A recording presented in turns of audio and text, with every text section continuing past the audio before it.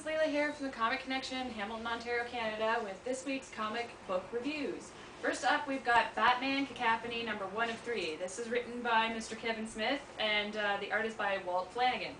In this issue, the Joker is sprung from Arkham Asylum by a mysterious masked man, and Joker has revenge on his mind. It's a pretty good issue, full of the usual Smithisms. The art's pretty good, except for the Joker for me. The Joker always looks wrong and looks a little like Sideshow Bob for me. It's a little weird. But other than that, if you're a fan of Kevin Smith and Batman, you're probably going to be a fan of this, so pick it up. Next up, we've got JSA Kingdom Come Special Superman number 1. This has got art and written by Alex Ross. In this issue, Superman begins to face his demons, the loss of his wife and the loss of his planet, and begins to wonder if he's the cause of it all and history will repeat itself. It's a pretty compelling story by Ross, and I can't wait to see how the story continues in the Magog special. So pick it up, don't miss it. It's a pretty good read for all of you JSA Kingdom Come fans. And last but not least, we've got Push number 1. This is written by Adam Freeman and Mark Bernardin, and the art's by Bruno Redondo. Basically in this book there's a team of people with special abilities that are working for an unknown organization, and they begin to believe that their powers are being misused when a couple of their missions go really, really bad. It's sort of an interesting book. It's got a superhero feel, but not. But it's a really good read. Not a bad start for a new series, so pick it up.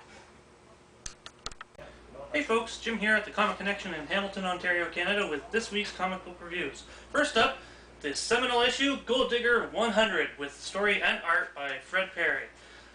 Here it is folks, the seminal issue 100. In this issue, Gina, Britt, and Cressens battle Kia in a last-ditch effort to get back home, but one of them won't be so lucky. Now, as I said, this is a seminal issue. You have to pick it up if you're a fan. It's been over 150 issues that Fred has written and drawn, all on his own. So just an amazing accomplishment for a really amazing guy. Next up, Ninja High School 164. First up, I'd like to thank Ben Dunn for mentioning me in this issue, actually making me a place in this issue. Thanks a lot, Ben. In this issue, it's dueling Rickies as two different Ricky peoples battle for supremacy, while Rumpelstiltskin finds a familiar face that may be the cause and the cure to the strangeness now that envelops Quagmire. I'm actually really enjoying where Ninja High School is going. Robbie, you're doing a stellar job. I didn't think you had it in you. Ben, as always, the art is fantastic. If you're a manga fan, this is for you. Next up,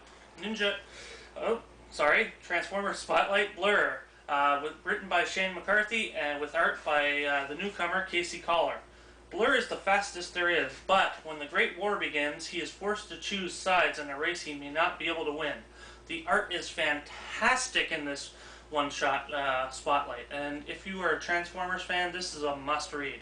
I think it all goes into the storyline for All Hell Megatron, but we'll see. And last but not least, Land of Oz number 4, written and drawn by David Hutchison based on the L. Frank Baum classic.